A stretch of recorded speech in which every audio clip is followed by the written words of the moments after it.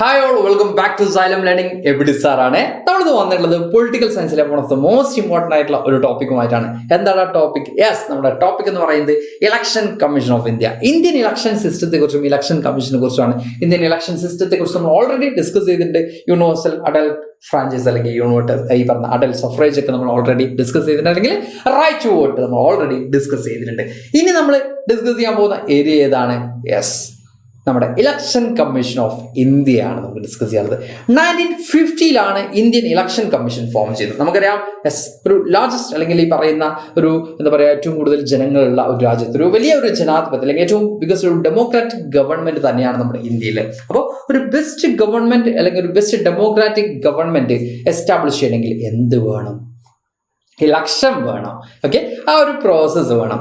അതിനു വേണ്ടിയിട്ടാണ് നമ്മൾ 1950 ഇന്ത്യ ഇൻഡിപെൻഡൻസ് ആവുന്നത് 1947 ക്വിക്കായിട്ട് തന്നെ പല ഏഷ്യൻ ആഫ്രിക്കൻ നേഷൻസും യൂറോപ്യൻ കോളനീസിൽ അണ്ടറായിട്ടുള്ള പല ഏഷ്യൻ ആഫ്രിക്കൻ നേഷൻസിനും അറ്റൈൻ ചെയ്യാൻ പറ്റാതിരുന്ന ഒരു കാര്യമാണ്. വളരെ ക്വിക്കായിട്ട് തന്നെ ഇന്ത്യ എന്ത് ചെയ്തിട്ടുള്ളത്? അറ്റൈൻ ചെയ്തിട്ടുള്ളത്. യെസ്, നമ്മൾ വളരെ ക്വിക്കായിട്ട് തന്നെ എന്ത് ഡിക്ലെയർ ചെയ്തു? നമ്മൾ ഡെമോക്രാറ്റിക് ഗവൺമെൻറ് മാത്രമേ എസ്റ്റാബ്ലിഷ് ചെയ്യുള്ളൂ. അതിനുവേണ്ടി ഒരു ഫ്രീ ആൻഡ് ഫെയർ ആയിട്ടുള്ള ഒരു ഇലക്ഷൻ സിസ്റ്റം നമ്മൾ എന്ത് ചെയ്തു?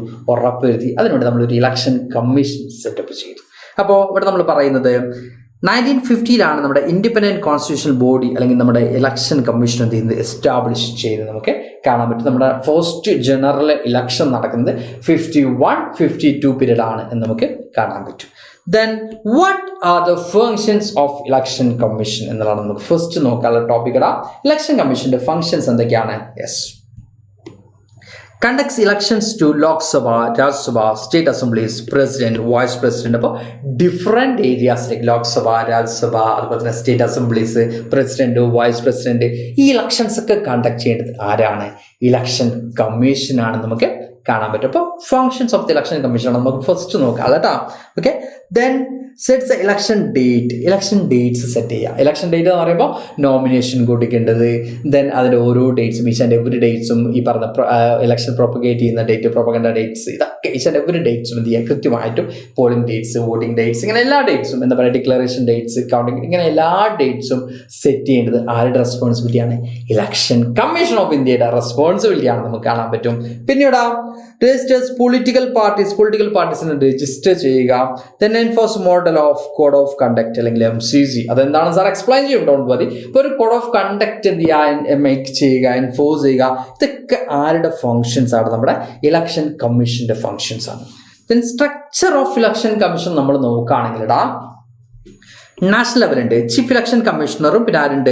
യെസ്, പ്ലസ് നമുക്ക് കാണാൻ പറ്റുന്നത് 2 ഇലക്ഷൻ കമ്മീഷണേഴ്സും എന്തുണ്ടാവും? നമ്മുടെ നാഷണൽ ലെവൽ ഇലക്ഷൻ കമ്മീഷണർ നമുക്ക് കാണാൻ പറ്റും. യെസ്, ഇലക്ഷനും ആയിട്ടുള്ള കാര്യങ്ങളൊക്കെ ഇപ്പം നിങ്ങൾ ന്യൂസിലൊക്കെ കേട്ടുകൊണ്ടിരിക്കുകയാണല്ലേ. അപ്പോൾ നമുക്ക് ഇലക്ഷൻ കമ്മീഷനെ കുറിച്ച് പഠിക്കുന്നത് നല്ലതാണ്. യെസ്, ദെൻ സ്റ്റേറ്റ് അല്ലെങ്കിൽ യൂണിയൻ ടെറിട്ടറി ലെവൽ നമ്മൾ നോക്കുകയാണെങ്കിൽ ചീഫ് ഇലക്ടോറൽ ഓഫീസർ ആയിരിക്കും അവിടെ ഹെഡ് ആയിട്ടുണ്ടാവുന്നത്.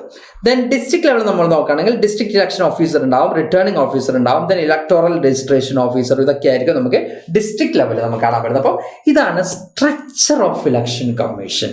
ഇലക്ഷൻ കമ്മീഷന്റെ സ്ട്രക്ചർ എന്ന് പറയുന്നത് ഇതാണ്. ഓക്കെ, ഇലക്ഷൻ കമ്മീഷന്റെ സ്ട്രക്ചറാണ് നമ്മളിപ്പോൾ പറഞ്ഞുകൊണ്ടിരുന്നത്. ദെൻ നേരത്തെ നമ്മൾ പറഞ്ഞു വെച്ചൊരു കാര്യമായിരുന്നു മോഡൽ കോഡ് ഓഫ് കണ്ടക്ട് അല്ലെങ്കിൽ MCC. നമുക്ക് നോക്കാം എന്താണ് കോഡ് ഓഫ് കണ്ടക്ട്. ഇലക്ഷൻ സമയത്ത് കുറേ അധികം റൂൾസ് ആര് കൊണ്ടുവരും? ഇലക്ഷൻ കമ്മീഷൻ കൊണ്ടുവരും. അതെന്തൊക്കെയാണെന്നാണ് നമ്മൾ നോക്കാൻ പോകുന്നത്. Free and fair election ensure ചെയ്യാൻ വേണ്ടിയാണ് ഈ പറയുന്ന കോഡ് ഓഫ് കണ്ടക്ട് എന്ത് ചെയ്യുന്നത്? അവിടെ ഡിക്ലെയർ ചെയ്യുന്നത്, അവിടെ നമ്മൾ എൻഫോഴ്സ് ചെയ്യുന്നത്. അതിൽ നമ്മൾ നോക്കുകയാണെങ്കിൽ no use of government resource for campaigns. Yes, നമുക്ക് കാണാൻ പറ്റും ഇലക്ഷന് കോമ്പറ്റേറ്റ് ചെയ്യുന്ന സമയത്ത് റൂളിംഗ് പാർട്ടിയും ഒക്കെ എന്ത് ചെയ്യും? ഇലക്ഷന്റെ പാർട്ടായിരിക്കും അല്ലെ. ഇലക്ഷന് കോമ്പറ്റേറ്റ് ചെയ്യുന്ന കാൻഡിഡേറ്റ്സ് റൂളിംഗ് പാർട്ടിയിൽ നിന്നൊക്കെ ഉണ്ടാവും. അപ്പോൾ ഗവൺമെന്റ് റിസോഴ്സസ് യൂസ് ചെയ്യാതിരിക്കുക. ഈ പറയുന്ന ഇലക്ഷൻ ടൈമിൽ ഒരു പൊളിറ്റിക്കൽ പാർട്ടീസും റൂളിംഗ് പാർട്ടി ആണെങ്കിലും ഓപ്പോസിഷൻ പാർട്ടി ആണെങ്കിലും ഗവൺമെന്റ് റിസോഴ്സസ് എന്ത് ചെയ്യാതിരിക്കുക? യൂസ് ചെയ്യാതിരിക്കുക. പിന്നെയോ no new schemes or projects during the elections.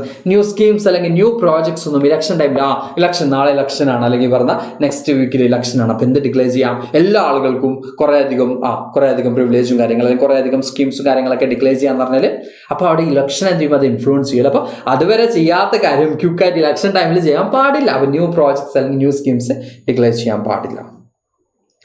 അതുപോലെ തന്നെ നോ ബ്രേബിങ് ഓർ ഗിഫ്റ്റ്സ് ഫോർ വോട്ടേഴ്സിന് ഈ പറയുന്ന രീതിയിൽ ഗിഫ്റ്റ് കൊടുക്കുക അല്ലെങ്കിൽ ആ രീതിയിൽ എന്ത് ചെയ്യുക വോട്ടേഴ്സിനെ ഇൻഫ്ലുവൻസ് ചെയ്യാനൊന്നും പാടില്ല എന്ന് പറയുന്നത്, ത്രെട്ടൻ ചെയ്യാനും പാടില്ല, ഭീഷണിപ്പെടുത്താനൊന്നും പാടില്ല എന്നാണ് പറയുന്നത്. Then no use of abusive language, bad words അല്ലെങ്കിൽ അബ്യൂസീവ് ലാംഗ്വേജ് ഒന്നും യൂസ് ചെയ്യാൻ പാടില്ല, ആര് കാൻഡിഡേറ്റ്സ് ഒന്നും യൂസ് ചെയ്യാൻ പാടില്ല.